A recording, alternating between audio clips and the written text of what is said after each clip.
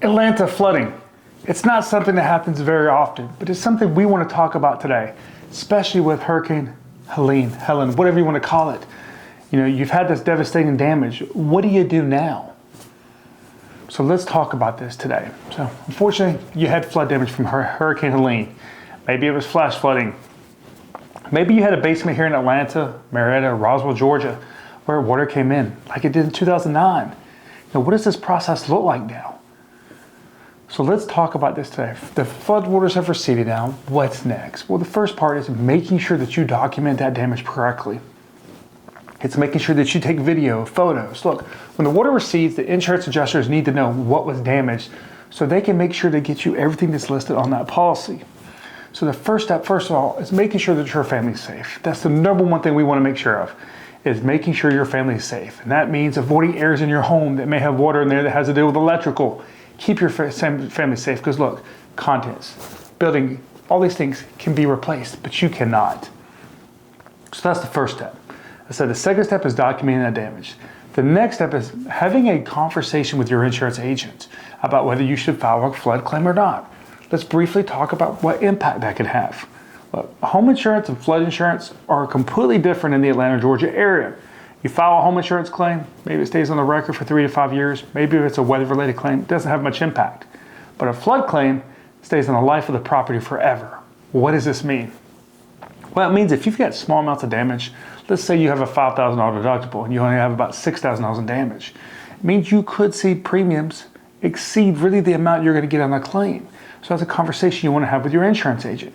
It could mean that maybe you're not going to have access to private flood insurance for a while in the future, because of the flood damage, because of the way a lot of private companies look at it. So that's a conversation you want to have.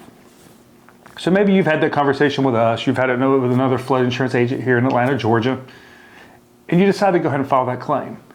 How long do you have to file it? Typically, with most companies, including the federal flood insurance program, you have to file this proof of loss within 60 days. If you get to 61 days, we've seen it where claims will be denied.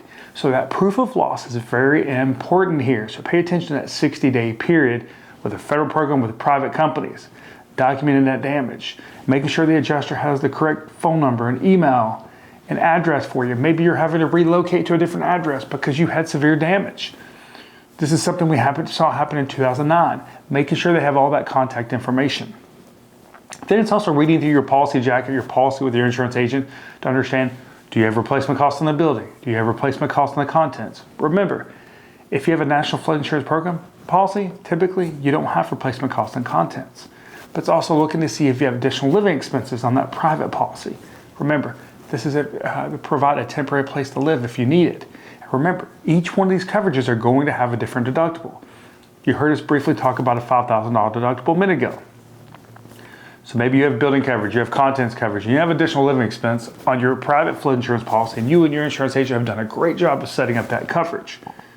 It's important to remember each one of those is going to have a $5,000 deductible. Additional living expense may also have an additional wait period. Many companies have it up to 14 days that you have to wait before this will kick in. So this means you potentially could have a $15,000 deductible. So that's how the deductibles work a little bit different from flood insurance and home insurance, especially here in Georgia. So in this video, we just wanted to quickly, reach out to you if you experienced flood damage, what to expect. The next thing to expect is maybe you didn't have flood insurance after this damage. What are your options? Well, the first thing is seeing if a presidential disaster declaration was filed. And that means if there was enough damage in your area, it could be that you get disaster assistance. Typically, some of these may not be approved to up to 6 months afterwards. So whether you had insurance or not, it's important that you report this damage locally, because a lot of times that determines whether the community can qualify for disaster assistance or not. So those are some of the steps here. If you need help going through this process here in Atlanta, Georgia, remember, I'm an Atlanta native here. So I dealt with this in 2009. I dealt with the 90 flood in Augusta. I've been through it. I know how you feel in a lot of these situations. We're here to help. You can reach out to us by phone, by email, on our website, floodinsuranceguru.com. We look forward to assisting you through this process and making sure it's as smooth as possible for you. I'm Chris, the Flood Insurance Guru, and I want to say thank you for watching today's video on the Atlanta, Georgia Hurricane Helene flooding.